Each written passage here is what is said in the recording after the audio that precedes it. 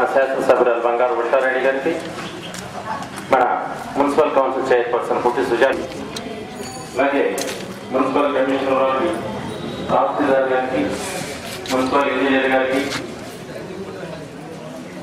వివిధ శాఖల ముందుగా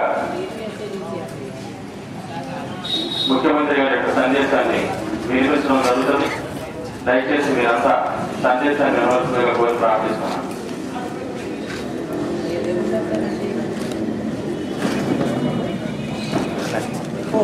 మీ బాధలు పంచుకునే అవకాశం వచ్చినందుకు నాకు చాలా సంతోషంగా ఉంది.